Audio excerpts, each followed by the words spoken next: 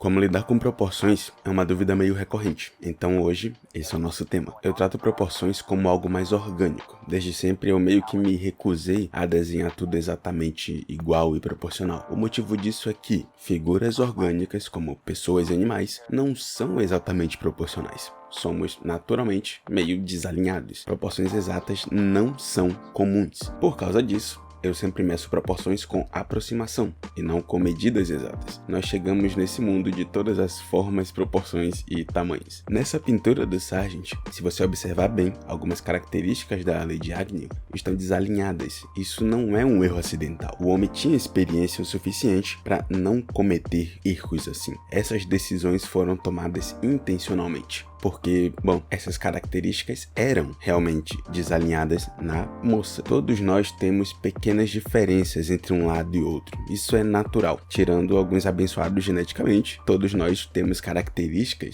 desproporcionais. Então, trazer esse aspecto para o desenho ajuda a vender mais a ideia de naturalidade. Existem exceções para isso. Model sheets para modelagem 3D, por exemplo, normalmente necessitam de uma certa perfeição e igualdade nas proporções, mas até nesse tipo de trabalho, normalmente um produto mais realista vai acabar tendo desalinhamentos intencionais. Dito isso, eu gosto de pensar na proporção através de alinhamento dos elementos e comparações de tamanho. O alinhamento é bem simples na teoria. Muitos elementos na figura se alinham de alguma forma. Os cotovelos estão mais ou menos alinhados com a base do tórax, as mãos estão mais ou menos alinhadas no meio da coxa, o nariz está mais ou menos alinhado com a parte de baixo da orelha e as sobrancelhas estão mais ou menos alinhadas com a parte de cima da orelha. Você viu quanto eu repeti o termo mais ou menos aqui? Isso é porque, como criaturas orgânicas, não temos proporções exatas. E eu sempre tento trazer isso no meu desenho, criando proporções mais altas ou mais baixas, levemente desalinhadas para um lado ou para o outro. E muitas vezes eu nem tenho problema com olhos desnivelados ou narizes meio tortos, desde que não seja nada exagerado por acidente. Não existe nada errado com proporções erradas propositalmente, se isso servir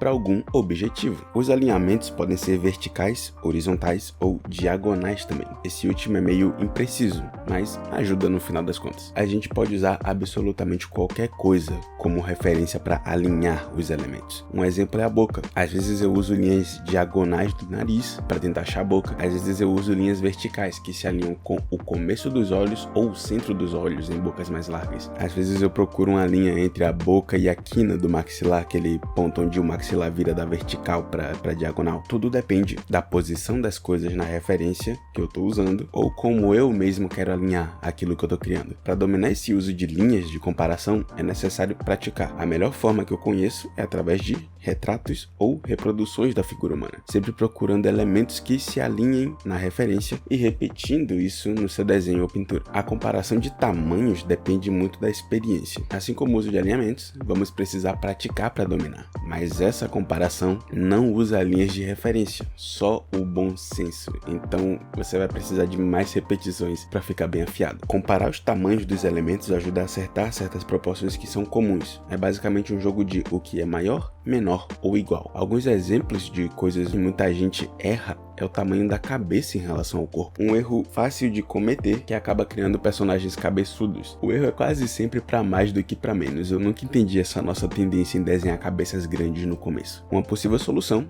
é pensar sempre numa relação entre cabeça e corpo. Cabeça menor faz a pessoa parecer maior. Então sempre pense na altura e tamanho da pessoa que você está desenhando. Um truque bom para desenhar pessoas grandes é só desenhar cabeças menores. E pessoas pequenas podem ter cabeças um pouco maiores em relação ao corpo. Outro exemplo de erro comum de tamanho está nas mãos. Mãos muito grandes ou muito pequenas são algo bem comum. E aqui o nosso comparativo vai ser com a cabeça. Homens geralmente têm mãos maiores, que cobrem todo o rosto. Mulheres costumam ter mãos menores, em comparação com o próprio rosto. Se compararmos o tamanho das mãos com o rosto do personagem, podemos encontrar um tamanho mais próximo do ideal. Comparações também servem em vários aspectos de desenho. Podemos comparar esses exemplos citados, podemos comparar também o tamanho da parte superior do corpo com a parte inferior do corpo, o tamanho de um elemento específico com o resto, como por exemplo os olhos podem ser muito pequenos em relação ao resto do rosto ou muito grandes em relação ao resto do rosto. Usando essas duas ferramentas nos seus estudos e criações, vai ficando cada vez mais natural e fácil avaliar as proporções do seu desenho. A aplicação prática sempre vai fazer tudo ficar mais fácil. Então, pratique!